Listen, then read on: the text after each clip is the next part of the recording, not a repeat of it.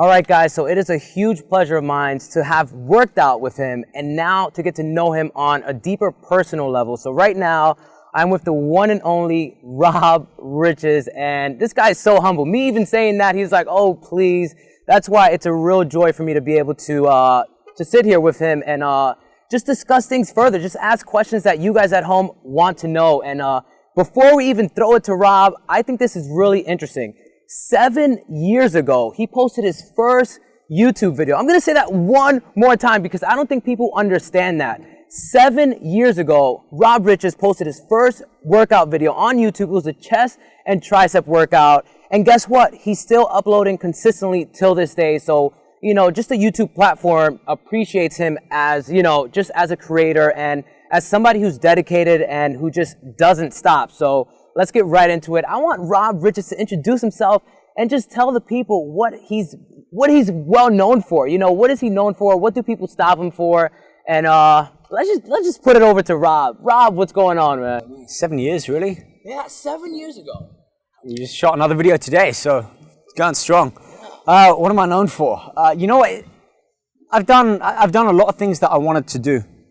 I wanted to compete. I wanted to get a magazine cover. I wanted to be relevant in some shape or form. And the biggest thing, which happens almost on a daily basis, is people come up and they go, whether they know me or not, they go,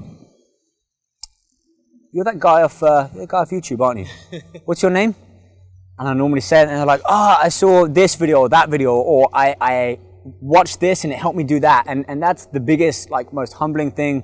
It's better than, honestly, it's better than competitions, magazine stuff, because it's real. It's seeing people that watch these videos and then you meet them and they come up and they open up a whole new perspective than just putting content out there and watching the numbers. Well, being a male fitness model, I'm sure a lot of people want to know, number one, can I do it? And I want you to be brutally honest with some people on what are the requirements to actually be able to do that for a living. I wanted to do a bodybuilding competition. Okay. People were like, "You're not big enough, you haven't got the right body for it." And I didn't listen to that. I proved them wrong. I knew I could do it. So, you know, if you're watching this and you want to do a magazine photo shoot, do a competition, absolutely, do it. At the very least, you learn something about yourself and about what you're capable of, which is way beyond, like, the actual factor of doing the competition. That's like an afterthought. Like, I still want to do competitions, but for me now it's about testing what I know and how effectively, quickly, and easily I might be able to get in and hold that shape. But the magazine stuff, I mean, I first came to America wanting to, like, be that cover model. I grew up, one of the first things, I had a Men's Health magazine, and I was looking at it, and I want abs, and I want arms like that. I didn't look at the rest of the body or physique. It was just like, this is a dude that looks good. He's got six-pack abs. He's got these, like, round biceps. If I look back at that image now, I mean, I've surpassed that initial concept of what I wanted. And if I'd have seen me how I am now, back when I was 14, it would be like, am I gonna, like, grow into this? But we don't see it like that because we're with us all the time. We always see our reflections. So the magazine stuff, first of all, you don't make money off it. People think, like, you get a magazine cover, you make however much money from that. Guess again. Because if they were going to shoot you and you're asking about fees and, well, I'm only going to do it if I get paid this much, they'll turn right to the next guy, might be me, and say, "Hey, look, we're shooting for whatever magazine cover. Are you ready?" I'm not going to ask about money. I'll be like, "I'm there. You put me on a magazine?" "Yeah, absolutely." So I think that's a big misconception. And secondly, it's not easy. It took me, I got my first cover, my first big magazine cover, like, not too long ago, 2009, and I'd already been competing for 3 or 4 years. So it was kind of about being in the right place, communicating, networking with people, putting myself out there without expecting things back. The young Rob Riches, did he know, oh, I want to grow up and I want to get on stage? It's like, maybe you haven't told anybody, like, what was something that you thought you'd be doing growing up? I wanted to make music videos.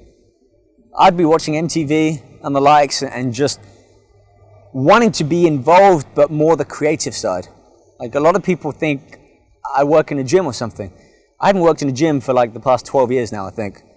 My job is more media-based. It's the visual, the creative, the audio aspect, the building something, whether that's video with me in or other people. I'm usually behind the scenes. I'm at my desk I work in like, great to be able to live and work here, but I work hard as I've seen you do.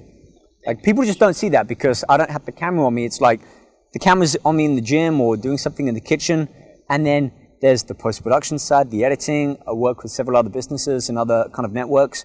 Like it ain't easy. I'm a big fan of music, and when I work out, I find when I'm listening to tracks that I enjoy, I always get a better workout and a better pump or whatnot. And it's just more enjoyable. So you said you wanted to get into music. It's like, can you share with us some of your favorite music artists and just like who are you listening to now? Who do you really like?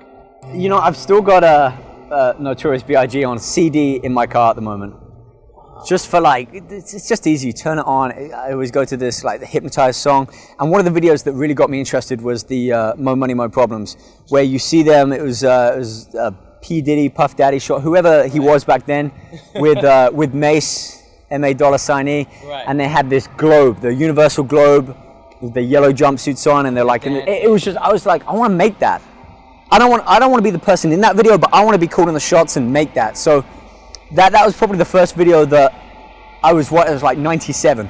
So I was like 15, 16, and just kind of getting my identity and looking at something like that and thinking, yeah, I want to be an artist, but I'm not a painter, I'm not a musician. I want to create, and my background is in video production. So it was always about making a story and having something to show for it. So, but that kind of music, you know, the mainstream kind of pop, Chris Brown, Drake. So now I have to ask you, since you're in such great shape, it's like when it comes to nutrition, this is something that I struggle with. You know, I never know if I'm doing the right thing.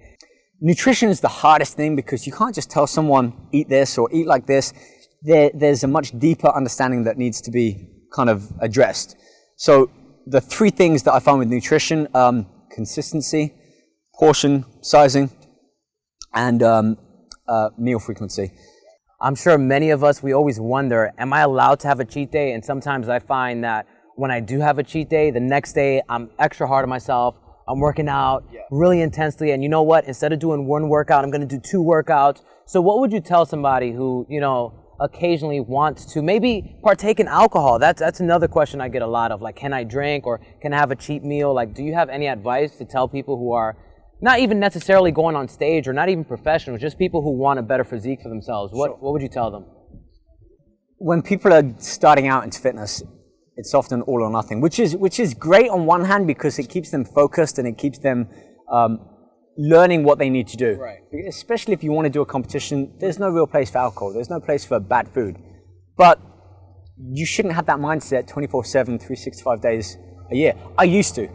For the first couple of years when I was doing shows, if I even had like a little bit more food outside what I would allow myself, I'd go crazy, which is crazy. It's foolish. The best thing you can do, first of all, is compensate for it before.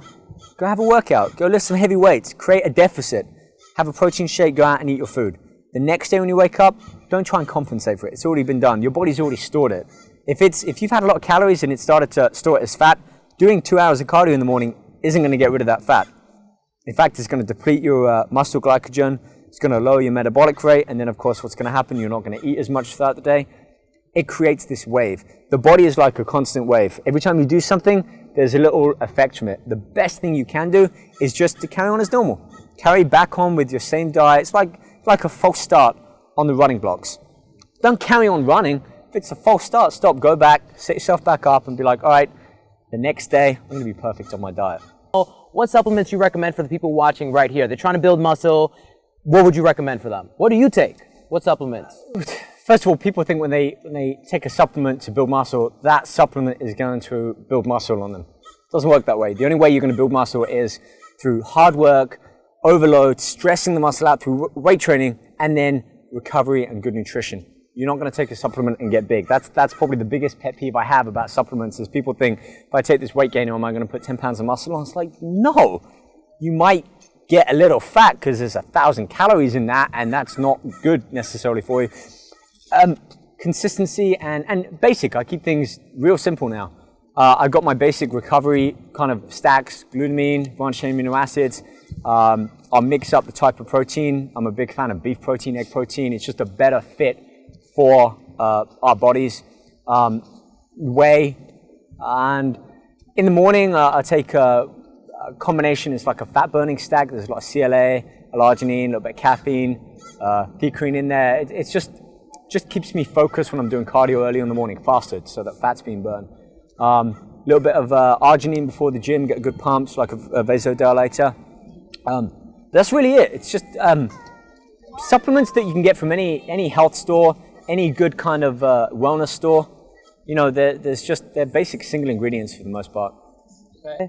Well, I feel a little nervous, and I don't feel really good about asking this, but since I have Rob Riches here, it's something that was really obvious, and he, you know, supposedly tested positive for steroid use or whatnot, and that kind of hurt your fans. You know, I was looking through some of your videos, and a lot of people was like, oh, he's not natural. Or one thing that I read, and it was pretty negative. It's like, what is it, Rob Roids Riches, something like within those, you know, terms. And me, you know, growing up watching you, I always thought you were natural as well. So you let down a lot of your fans when that information came out. So I just wanted to confront you about this right here, and I mean this in the most respectful way possible. But if you can just let us know what happened. Wow, we're going there. All right. Just back it up a little bit. I failed a drug test for what? From what I remember, for steroids or something, yeah. Where did you read or see that or hear that? It was just the word going around, and then, you know, different people making different titles, putting different blog posts about you failing and not being natural. So that's where I got it from. All right. If you search up on Google, it's like, no, yeah. I know. Yeah. Let me ask you this. What are your thoughts? I mean, you've seen me train, you've seen the condition. Like, let me ask you, do you think I'm on steroids?